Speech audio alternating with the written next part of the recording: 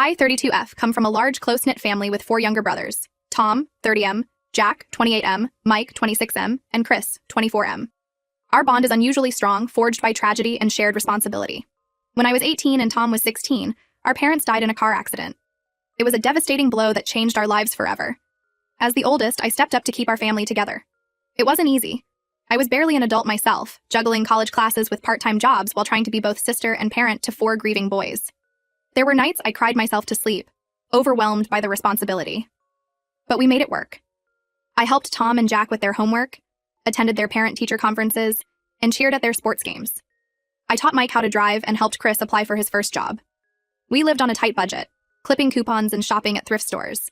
But we always made sure to have fun too, starting silly traditions like our annual water balloon fight to keep our spirits up during tough times. As the years passed, my brothers grew into successful, kind-hearted men. Tom became a software engineer, Jack a pediatrician, Mike a chef, and Chris an entrepreneur. They've always been grateful for the sacrifices I made, treating me with a mix of sisterly love and deep respect. Our annual family reunions became a time to celebrate our bond and how far we've come. This year was special because we all had milestones to celebrate: Tom's promotion to senior engineer, Jack buying his first house, Mike's engagement to his girlfriend, Lily, 25F, and Chris launching his food truck business. We decided to splurge on a nice resort for the weekend. It was a big step up from our usual backyard barbecues, but we felt we deserved it. Everything was going great until Jack's new wife, Melissa, 27F, arrived. I'd only met Melissa twice before, at their engagement party and the wedding. She seemed nice enough, if a bit reserved. Jack had mentioned she came from a wealthy family and sometimes felt out of place with our boisterous clan, but I figured she'd warm up to us eventually. The first day of the reunion went smoothly. We had a nice dinner, sharing stories and catching up. Melissa was quiet but polite. The real trouble started the next day during our traditional water balloon fight. We were all out by the pool, laughing and pelting each other with water balloons. Even Lily, who was new to the family, jumped right in. But Melissa stood off to the side, arms crossed, looking uncomfortable. I tried to include her, offering her a balloon, but she just shook her head. Then, a stray balloon thrown by Mike splashed near Melissa's feet, getting water on her designer sandals. Her face twisted in disgust, and she let out a shriek that silenced everyone. "What is wrong with you people?" she yelled. "This is a 5-star resort, not some trashy water park. You're embarrassing yourselves and everyone around you." We all froze, shocked by her outburst. I tried to smooth things over, explaining that this was just our family tradition and we weren't bothering anyone else. But Melissa wasn't having it. "Well, maybe it's time to grow up and act like adults," she sneered. "This isn't some trailer park barbecue. God, I can't believe I married into this family of overgrown children." That's when things got ugly. My brothers and their partners all jumped to defend our family honor. Lily, usually sweet and soft-spoken, threw her drink in Melissa's face, yelling, "You want trashy? I'll show you trashy." It devolved into a full-on screaming match. Melissa hurled insults about our upbringing, calling us backwoods hicks, and saying she should have known better than to marry someone from the wrong side of the tracks. We fired back, with Chris yelling about how money can't buy class, and Mike defending our family's resilience in the face of tragedy. Security ended up escorting us all out of the resort. In the parking lot, Jack finally snapped. He told Melissa he couldn't believe she'd disrespect his family like that, especially knowing what we'd been through. They had a huge fight right there, which ended with Jack telling Melissa to find her own way home because he was done. I thought that would be the end of it. A nasty fight, yes, but something we could move past. I was wrong. Melissa, it turns out, comes from a wealthy, well-connected family, and she's been on a mission to ruin us ever since the reunion incident. She's been sending emails to my workplace, trying to get me fired by claiming I physically assaulted her at the reunion. She's left dozens of fake negative reviews for Chris's food truck, tanking his ratings on Yelp and Google. She even tried to get Mike's fiancée Lily fired from her job as a kindergarten teacher by claiming she was stealing supplies from the school. Most of my coworkers and bosses know it's all lies, but there are a few who've always had it out for me, and are using this as ammunition. They're constantly making snide comments about my violent tendencies, and suggesting I'm not fit to be around children. It's making my work life miserable. My brothers are all furious and want to take legal action against Melissa for harassment and defamation. Jack is devastated and feeling guilty that he brought this drama into our lives.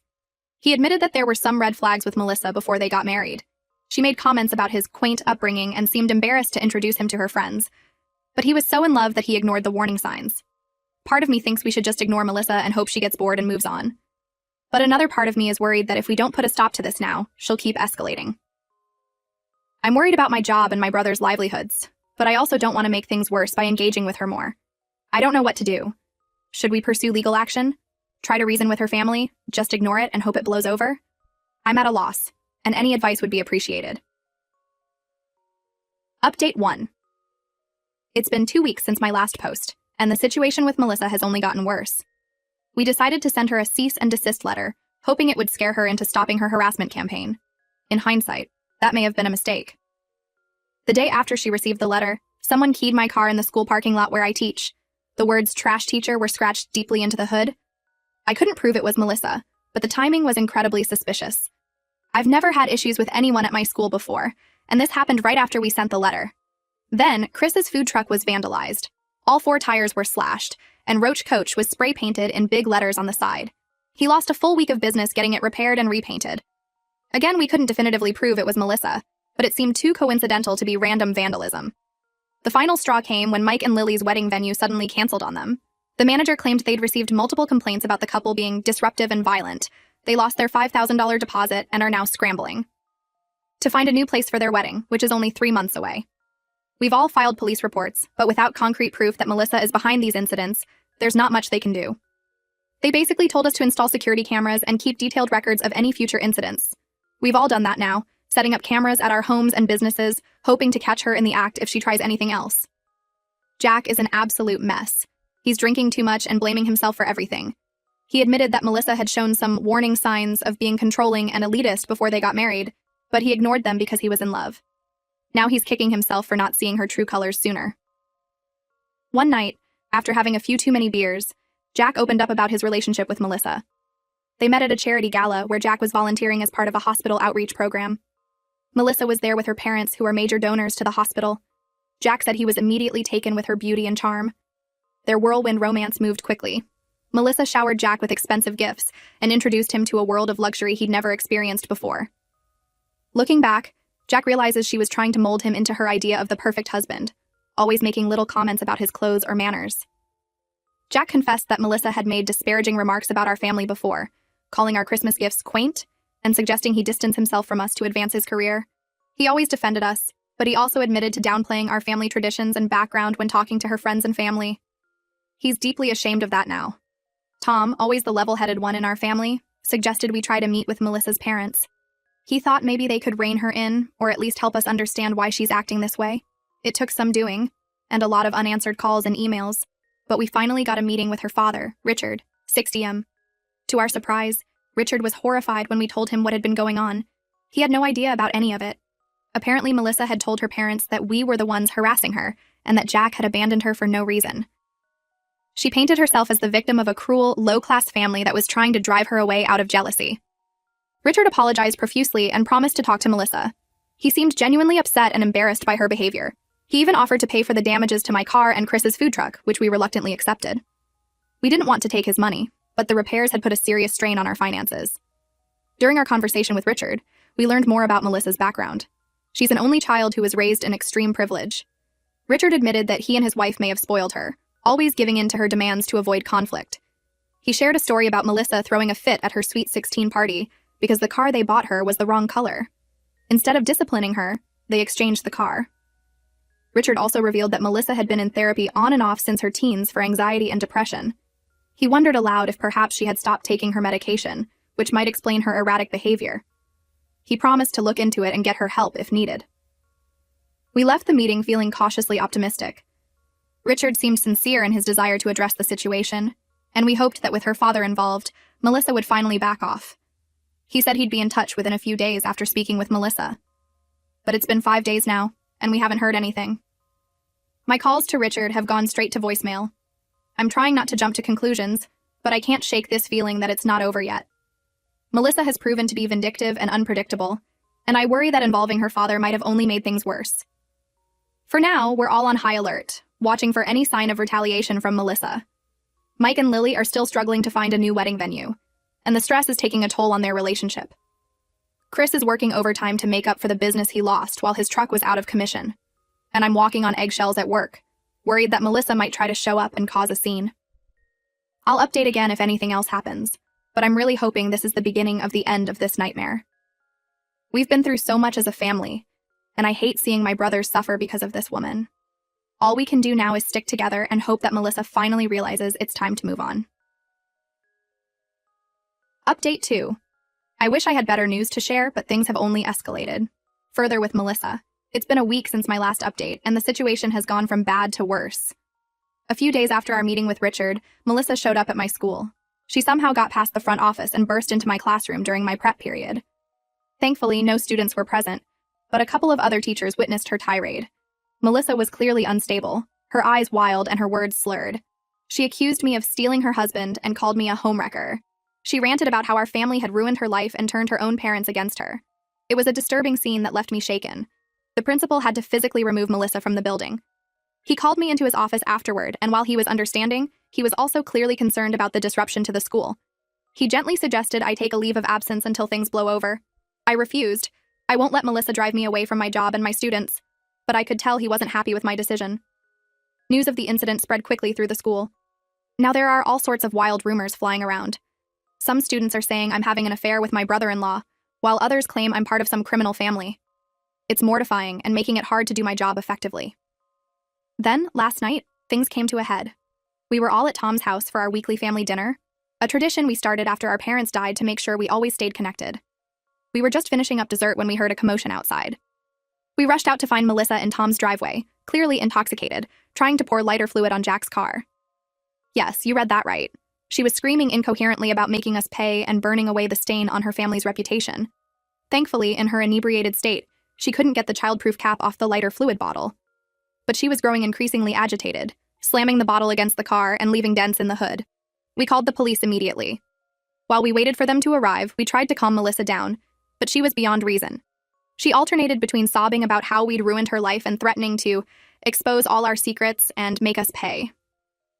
When the police arrived, they arrested Melissa for attempted arson, public intoxication, and vandalism. As they were putting her in the squad car, she started spewing more threats, saying she had powerful friends who would destroy us. Jack is beside himself with guilt and shame. He's talking about moving to another state to get away from all this drama. He feels responsible for bringing Melissa into our lives and potentially jeopardizing all of our careers and reputations. The rest of us are just in shock. We never imagined things would escalate to this level. What started as a petty argument at a family reunion has turned into a nightmare that's affecting every aspect of our lives. Richard called me this morning. He was livid. Not at us, but at Melissa and himself. He apologized profusely for not taking our concerns more seriously and for failing to rein Melissa in. He said he's cut her off financially and is insisting she get intensive psychiatric help. He also offered to cover any legal fees if we want to pursue charges or a restraining order against Melissa. We're meeting with a lawyer tomorrow to discuss our options. I'm exhausted and stressed, but also relieved that we finally have some concrete evidence of Melissa's behavior. Her arrest is on record now, which should help if we need to take legal action to protect ourselves. I'll update one last time after we meet with the lawyer and figure out our next steps. Right now, I'm just trying to hold it together for my brothers and focus on getting through each day. This ordeal has been a stark reminder of how quickly life can change and how important it is to have a strong support system. Update 3. This will be my final update on the Melissa situation. After meeting with the lawyer, we decided to press charges for the attempted arson and pursue a restraining order against Melissa for all of us. It wasn't an easy decision, but we felt it was necessary for our safety and peace of mind. The legal process has been draining, but it's almost over. Melissa took a plea deal to avoid jail time. She's been sentenced to 90 days in a residential rehab facility, followed by intensive outpatient treatment, mandatory anger management classes, and 3 years of probation. She's also required to stay at least 500 feet away from all of us, our homes, and our workplaces. Richard has been true to his word, covering all our legal fees and the cost of the damage Melissa caused. He's also paying for her rehab and ongoing therapy. In our last conversation, he expressed deep remorse for not recognizing his daughter's issues sooner and enabling her behavior over the years. He shared that Melissa has been diagnosed with borderline personality disorder and had stopped taking her medication months ago, which likely contributed to her erratic behavior. Jack is doing better, though he's still struggling with guilt and self-doubt. He's started therapy to work through his feelings about the marriage and divorce. He's talking about taking a sabbatical from work to travel and clear his head, which I think would be good for him. The whole experience has made him reevaluate his life choices and priorities. As for the rest of us, we're slowly getting back to normal. My principal has been supportive since Melissa's arrest, made it clear that I was the victim, not the instigator. The rumors at school have mostly died down, though I still get the occasional odd look from a student or parent. Chris's food truck business is picking up again. The publicity from Melissa's arrest actually brought him some sympathetic customers, and his Yelp rating has recovered. Mike and Lily found a new venue for their wedding. It's smaller than their original choice, but they say it feels more them, anyway. They're focusing on celebrating their love rather than putting on a big show. Tom has been our rock through all of this. He's taken over a lot of the legal and logistical details, allowing the rest of us to focus on healing and moving forward. I don't know what we'd do without his level head and organizational skills. We've all agreed to be more cautious about who we let into our tight-knit family circle in the future. But we're also determined not to let this experience make us bitter or mistrustful. Our bond as siblings has only grown stronger through all of this. The whole ordeal has made us appreciate our family traditions even more. We had our annual water balloon fight last weekend, in Tom's backyard this time, not at a fancy resort. As we laughed and dodged water balloons, I felt a sense of peace I hadn't experienced in months. We've been through so much together, and we always come out stronger on the other side. I've learned a lot from this experience, about the importance of trusting my instincts, about setting boundaries, and about the power of family support. It's been a tough road, but I'm proud of how we've handled it.